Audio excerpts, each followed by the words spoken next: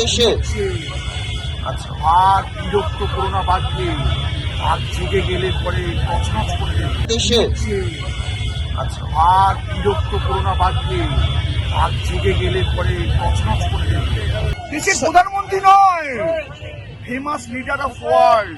আর Rahul Gandhi China দালালি করে আমাদের ভারতের বিদেশে অপমান করেন। আমি রয়েছি কলকাতার এক অন্যতম ব্যস্ততম জায়গা, সেটা কোথায়? সেটা হচ্ছে মৌলালি ক্রসিং। সেখানে কি হচ্ছে আজকে? বিজেপির প্রতিবাদ মিছিল কংগ্রেসের বিরুদ্ধে। কেন সেই প্রতিবাদ মিছিল?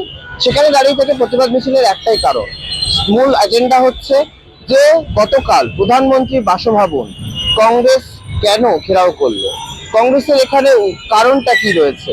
সেখানে তো কংগ্রেসের কোনো জায়গাই নেই। হঠাৎ করে একটা সাংবিধানিক বা প্রশাসনিক রাষ্ট্রীয় পদ একটা প্রধানমন্ত্রী, তার জায়গাকে কেন তাকে অসুরক্ষিত করে হ্যাকেল করে এইভাবে তাকে হ্যারাস করার চেষ্টা করা হচ্ছে, তার প্রতিবাদ করার জন্য কিন্তু আজকে এই মিছিল।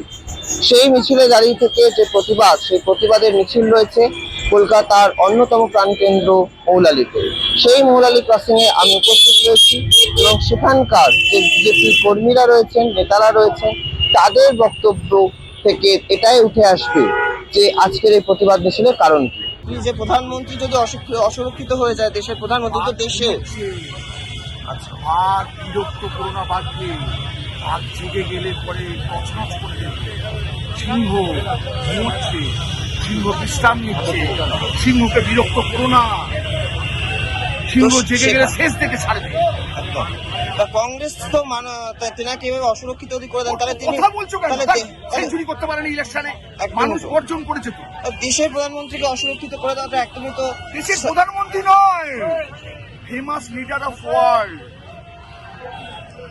জনগণ বলছে, গুগল বলছে, আমি বলছি। নিশ্চয়ই ওনার সব থেকে বেশি ফলোয়ার্স রয়েছে। আমাদের ভারতবাসী, আমাদের গর্ব। একদম ওয়ার্ল্ডের ফেমাস লিডার একটা। একদম কোনো ওয়ার্ল্ডের কোনো বৈঠক হলে মোদি ছাড়া বৈঠক হচ্ছে না। একদম। তো সেখানে দাঁড়িয়ে থেকে proud for me, for our. যে কংগ্রেস যেরকম দেশ বিরোধী কাজ করছে, আমাদের মাননীয় প্রধানমন্ত্রীকে অপমান করছে। আজকে ভারতের প্রধানমন্ত্রী পুরো ওয়ার্ল্ডে ফেমাস আছেন, তিনি ভারতের জন্য কাজ করছে, রাত দিন কাজ করছে। আজকে দেখুন যেরকম বিকাশ হচ্ছে, কংগ্রেস চাইছে না কি আমাদের দেশ আগে। আর রাহুল গান্ধী চায়না দালালি করে আমাদের ভারতের বিদেশে অপমান করেন। তো আমরা আজকে এই প্রতিবাদ করছি, মোদীজি যে অপমান কালকে করা হয়েছে সেই বিরুদ্ধে আমরা এখানে এসেছি। উনি তো দেশের প্রধানমন্ত্রী, দেশের প্রধানমন্ত্রীকে কোনোভাবে কি অসুরক্ষিত করে কংগ্রেস আবার ব্যাকফুট থেকে ফ্রন্ট ফুটে ফিরতে চাইছে? এরকম কোনো পারবে না ওরা। আমাদের এখন যা পারবে না, আমাদের যা সিস্টেম, এখন আমাদের যা সিকিউরিটি আমি ডোভাল যেরকম করে রেখেছেন, এনারা স্বপ্নেও পারবেন না। যেন ওরা নেপাল আর শ্রীলঙ্কা বানাতে চাইছেন, আমার ইন্ডিয়াকে সেটা হবে না। এটা এর নাম প্রধানমন্ত্রী নরেন্দ্র মোদী, যিনি ভারতের যশস্বী প্রধানমন্ত্রী, ভারতের জন্য কাজ করছেন। ভারতের পুরো জনতা 125 কোটি জনতা নরেন্দ্র মোদীর সাথে আছে।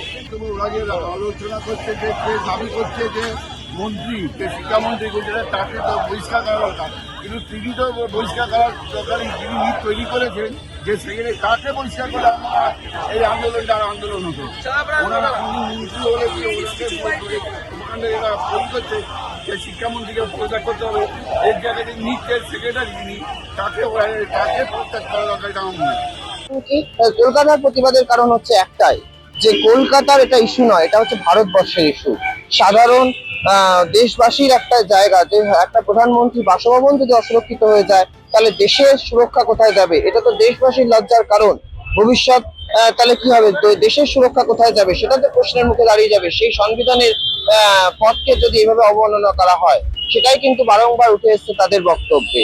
এবং তার সাথে সাথে আমরা এটা দেখতে পেলাম যে তারা যেটা বলছেন, যে কলকাতা হোক বা ভারতবর্ষের যে কোনো জায়গা থেকে হোক, তারা কিন্তু প্রতিবাদ চালিয়েছেন। এটা কংগ্রেসের কোনো বিষয় না। কংগ্রেস কেন মাঝখানে আসতে যাচ্ছে? তারা কেন রাজনীতিকে সবসময় সামনে রেখে নিজেদের ব্যাকফুট থেকে নিজেকে ফ্রন্ট ফুটে আনা, রিভাইভ করা, এই যে চরিত্র, তাদের যে স্বভাব, সেই স্বভাবটা কেন হবে? সেটা নিয়ে কিন্তু তারা বারংবার প্রশ্ন তুলছে এই বিদ্রোহ থেকে, এই মিছিল থেকে। এই বিদ্রোহী মিছিল থেকে এই প্রশ্নটাই রয়েছে বিজেপি কর্মীদের বা কর্মী সমর্থকদের, যে এইটা কেন হবে, সেটাই কিন্তু আমরা দেখতে পেলাম। তবে প্রশ্ন একটাই, সেখানে দাঁড়িয়ে থেকেও কিন্তু একটা প্রশ্ন কিন্তু প্রশংসনীয়। সাধারণ জায়গা, যে কলকাতার জনজীবন, সেটা কিন্তু যেন কোনোভাবে অসুরক্ষিত না হয়, সাধারণ মানুষের যেন কোনোভাবে অসুবিধা না হয়, সেইটা কিন্তু মাননীয় মুখ্যমন্ত্রীর তত্ত্বাবধানে, শুভেন্দু অধিকারীর তত্ত্বাবধানে সেই জায়গাটা কিন্তু স্বাভাবিক রাখা হয়েছে। যান চলাচল নিয়ে কিন্তু কোনো রকম কোনো সমস্যা হয়নি, মানুষ কিন্তু সঠিকভাবে তাদের গন্তব্যে পৌঁছতে পেরেছে। যাই হোক না কেন, তারা কিন্তু প্রতিবার এই তাদের যে কোনো পলিটিক্যাল অ্যাক্টিভিটিতে এই জায়গাটা কিন্তু তারা মাথায় রেখে চলেছেন। আমি অর্পণ রয়েছি আরোহী নিউজ বাংলা থেকে কলকাতার মৌলালিতে। আরোহী নিউজ বাংলা, কলকাতা।